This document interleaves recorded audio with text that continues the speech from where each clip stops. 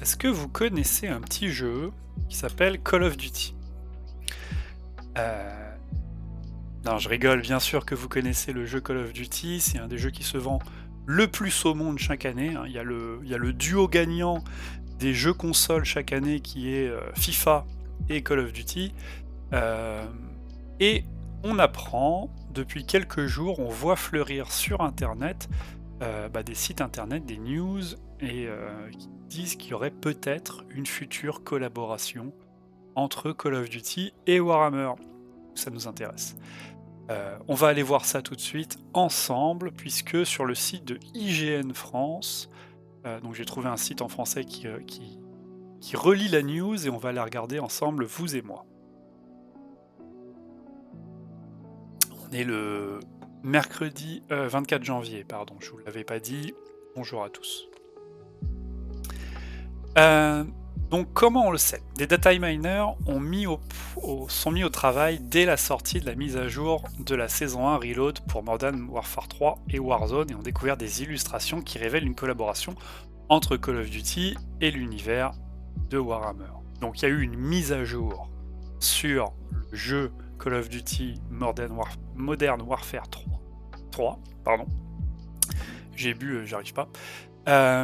Et dans cette mise à jour, des data miners, alors des data miners, c'est-à-dire des gens qui ont épluché le code du jeu, le code de cette mise à jour, et qui ont trouvé du texte et des photos qui leur font penser à Warhammer. Donc, on a eu ces éléments-là. Je vais vous faire un petit zoom. On va regarder ensemble. Hop, on a donc cette photo-là, qui est clairement une photo des Space Marines Dark Angel. On les reconnaît bien avec leur armure verte et puis leur cape et puis leur petite flamèche au-dessus, au-dessus de leur sac à dos ici. Et une deuxième illustration qui est une illustration sœur de bataille, bien sûr, puisque c'est la couverture du livre Pilgrim of Fire, donc les pèlerines de feu. Donc il n'y a pas de... Il n'y a pas de lézard aujourd'hui, ces éléments-là sont dans le code du jeu Call of Duty. Pourquoi ils y sont, on ne sait pas. C'est là d'où vient la source, là d'où vient un petit peu la question. Lorsqu'on continue, on nous dit que oui, les Dark Angels en ce moment, ils sont un petit peu sous le feu des projecteurs. On vient d'avoir une nouvelle boîte qui vient de sortir. Le livre Le Lion est sorti il n'y a pas si longtemps là, et là il y a Lazarus qui va sortir. Donc en gros, on a vraiment 3 sorties sur les Dark Angels, des nouvelles figurines. C'est le moment, on va dire. C'est le moment Dark Angel, et dans un calendrier de sortie, il serait pas déconnant pour un grand groupe comme Warhammer de dire on va essayer de balancer, de faire la hype autour des Dark Angel, et puis si on peut la mettre dans un autre jeu vidéo, la lier à un jeu vidéo à succès type Call of Duty, ça serait pas déconnant que tous ces éléments-là coïncident au niveau du calendrier. Les featuring se font de plus en plus dans les jeux vidéo. Il n'y a pas que Fortnite qui fait des featuring en veux-tu, en voilà. On a vu des collaborations, par exemple, entre Fortnite et Minecraft, entre Fortnite et Rocket League. On a beaucoup de choses comme ça. Donc c'est pas quelque chose de vraiment exceptionnel. Donc ça peut arriver. De plus, on est dans une hype Warhammer, c'est-à-dire que vous qui êtes dans l'univers Warhammer, peut-être que vous la sentez pas, mais lorsqu'on prend du recul, les gens qui ne connaissent pas trop Warhammer en entendent parler de plus en plus. Bien sûr, il y a la série qui va arriver dans quelques années, ça a fait beaucoup de bruit, c'est un gros contrat. On en a aussi beaucoup parlé avec la série qui est sortie il n'y a pas si longtemps que ça, je sais plus comment elle s'appelait, mais qui faisait énormément penser à Warhammer. La lune là, je sais plus, Rebel Moon, je crois c'était ça, qui faisait énormément penser à Warhammer. Donc on est dans une hype autour de Warhammer qui est en train de monter, même si Warhammer reste un univers un petit peu Pas grand public, hein, c'est que les aficionados qui connaissent un petit peu, mais de plus en plus, on sent qu'il y a une volonté de la part de Game Workshop eh bien d'ouvrir le rideau et de faire passer la franchise dans une franchise un peu plus grand public, que tout le monde connaîtrait plus qu'aujourd'hui, actuellement, donc forcément avec une série, des jeux vidéo, des choses comme ça. On a toujours l'hype sur les jeux vidéo, puisque on a eu les excellents jeux de stratégie Warhammer qui étaient sortis. Il y a des nouveaux qui sortent. Il y a eu Dark Tide il y a quelques années qui est sorti, qui était un très bon jeu. Il y en a d'autres qui sortent qui sont peut-être un peu moins bien, mais en tout cas, Warhammer met le paquet pour faire de sa franchise quelque chose de plus grand. Et donc, dans ce contexte-là, plus la série, ça ne me surprend pas si cette collaboration venait à voir le jour. Donc, si on revient aux choses qui sont factuelles, dans les codes du jeu, on a deux photos. Une photo Dark Angels, une photo Adepta Sororitas. Si on continue, eh bien, dans le minage du jeu, on a aussi des écrans de chargement qui, apparemment, représentent le chapelain investigateur Boreas des Dark Angels et Elwise des Sœurs de Bataille. Deux personnages Warhammer. Donc à voir si ces personnages seront présents dans le jeu ou pas, en tant que personnage joueur, en tant que skin, en tant que PNJ, je n'en sais rien. Mais en tout cas, ces écrans de chargement représentent ces personnages-là. De plus, on nous dit, il y a un mec qui nous dit, Fumolix, qui nous dit la collaboration avec Warhammer va venir dans un event, dans un mode event, et il y aura des médailles associées. Dans le jeu Call of Duty, il y a des médailles et débloquées. Alors, moi, je prends cette information-là avec un peu plus de pincettes, parce que quand on va voir la tête des médailles, eh bien, le casque qui est là, il peut faire penser à Warhammer, mais c'est pas forcément super évident. Après, les autres, ça peut être tout et n'importe quoi. Quand on regarde un petit peu, on a des tanks, des couteaux, des têtes de mort. Je ne vois pas forcément de manière très évidente le côté Warhammer. Vous me direz ce que vous en pensez. Il est également question de l'arrivée de boss de Warhammer dans Call of Duty. Alors à voir comment ça va prendre forme, si c'est un event, si c'est, comme je vous l'ai dit, des skins, des choses comme ça. Le bâton de jailer, la bête des marais et le boucher, ogre et momie. Alors on a les photos d'illustration pour ceux qui ne connaissent pas. C'est ces petits... donc le boucher ogre, la momie et la bête des marais. A New Execution Strings, et on nous dit qu'il y aurait la Chainsword, c'est-à-dire l'épée tronçonneuse. Alors, épée tronçonneuse, parce que épée tronçonneuse, c'est pas forcément uniquement Warhammer, ça peut être autre chose, hein. Il y en a dans d'autres jeux, des épées tronçonneuses, mais il en existe dans Warhammer, et ça fait un élément en plus qui nous dit présence d'une épée tronçonneuse dans le nouveau Call of Duty. Voilà les éléments qui coïncident, qui sont que du data mining, il n'y a aucune annonce officielle aujourd'hui. Ils nous disent, dans le code du jeu, on voit l'épée tronçonneuse, dans le code du jeu, on a des nouvelles médailles, dans le code du jeu, on voit apparaître des boss qui ont des noms qui sont présents dans Warhammer, dans le code du jeu, on voit des écrans de chargement avec le chapelain investigateur Boreas et Elwise des Sœurs de Bataille, et dans le code du jeu, on voit ces deux photos-là. Et donc, c'est cela, c'est ce que je viens de vous dire. Donc aujourd'hui, on ne sait pas.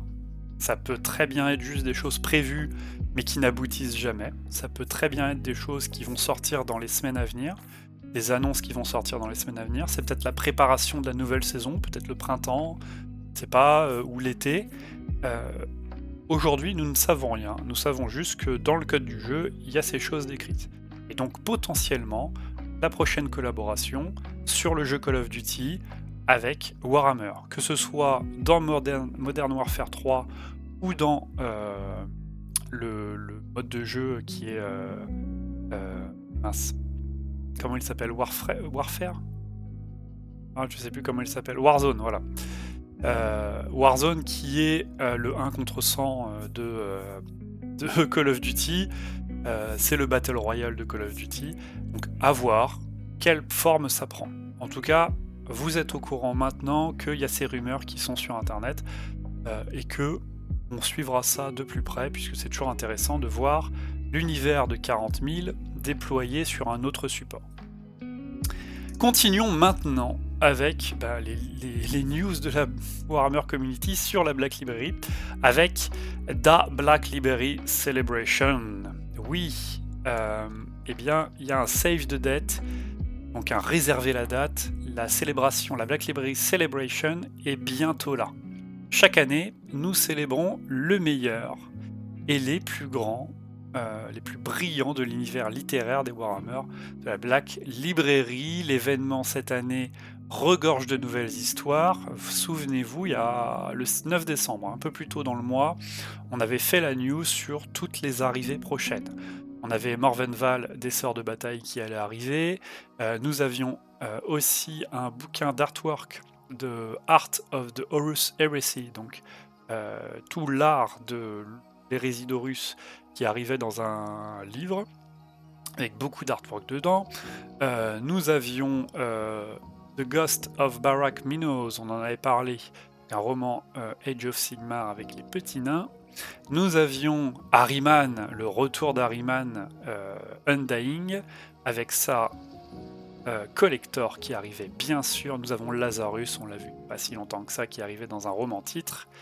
Nous avions aussi Renegades Lord of Excess, qui arrivait, la collector où je m'arrache les cheveux même si j'en ai plus, de L'Infini et le Divin, parce qu'elle est que en anglais. Et vous savez que c'est un de mes livres préférés. Nous avions Eidolon de Ulrich Hammer qui arrivait en édition un petit peu spéciale aussi. Nous avions The Dead Kingdom, donc encore une nouvelle de Cadeau, le vampire Cadeau, avec le numéro 1, donc c'est pas le numéro 2, c'est-à-dire que The Dead Kingdom c'est la suite de The Hollow King, qui est aussi un roman de Cadeau, mais qui lui sortira en édition limitée. On avait ensuite c'était Dabiq Daka, je crois, avec Uftak. Souvenez-vous de tout ça, on en avait parlé il y a quelques mois. C'est également ici que vous pourrez mettre vos grands points verts sur l'édition spéciale de Dabiq Daka. Donc oui, pour les romans or qui font, on en avait parlé aussi, des éditions vert fluo, d'un goût certain, mais en anglais. Donc la star de Ruse Brutal, Dabiq Daka, écrit par Mike Brooks. Ils nous disent que c'est une édition spéciale. Ok, la figurine était sortie de Uftak. D'ailleurs, Ruse Brutal, je l'ai lu pendant les vacances d'hiver et je vous ai fait une vidéo dessus pour en parler. Les collectionneurs, bon bien sûr ça c'est Morvenval dans une édition ultra collector qui va sortir pour les adorateurs des Sœurs de Bataille. Une superbe édition, malheureusement que en anglais, mais vraiment un très bel objet pour les fans de Sœurs de Bataille. Ça vaut peut-être même le coup de l'acheter en édition juste pour la beauté de l'objet. Comme veut la tradition, les gagnants du Reader Choice, on avait fait une vidéo sur le Reader Choice, reviendront sur les étagères dans de nouvelles éditions de poche. C'est-à-dire que les gagnants du vote des lecteurs, c'est-à-dire ce qui est considéré comme les meilleurs livres, en tout cas décidés par les lecteurs, vont ressortir en édition neuve et seront republiés. Donc ça c'est plutôt une superbe nouvelle en édition de poche. Cette fois-ci, nous replongeons dans les actes de terreur sombre avec le roman Night Lords et Lord of the Night et aussi Rider of the Dead. C'est-à-dire que les deux livres que j'ai achetés, moi je les ai achetés en ancienne édition, ils vont ressortir. Alors, est-ce qu'ils vont ressortir que en anglais? Ou est-ce qu'ils vont ressortir en anglais et en français et en allemand? Ça, on ne le sait pas. Mais en tout cas, les Reader's Choice avaient consacré Night Lords et Rider of the Death, c'est-à-dire Night Lord et les Cavaliers de la Mort, qui était un livre Warhammer 40 000 et un livre Warhammer. Et donc, je les ai achetés il n'y a pas longtemps, j'ai fait une vidéo dessus. Tout se passe en ligne ici même, sur la Warhammer Community, donc moi je vous en parlerai. En tout cas, prenez la date, c'est du 5, entre le 5 et le 9 février, donc ça va arriver bientôt. D'autres célébrations auront lieu dans vos magasins, magasins Warhammer aussi, si vous en avez un près de chez vous, allez leur demander ce qu'il va avoir. Pourquoi? Il y a le livre, on en a parlé il y a quelques jours, il va y avoir le livre de la célébration de la Black Library qui va être un recueil de petites nouvelles qui va arriver aussi. Il sera disponible dans les magasins, donc demandez à vos magasins s'ils vont le recevoir et quand ils vont le recevoir. Et ça se passera du 24 février au 2 mars. Il y aura bien plus à savoir lors de la célébration Black Library, la Black Library Celebration, y compris une toute nouvelle d'abonnement e-short.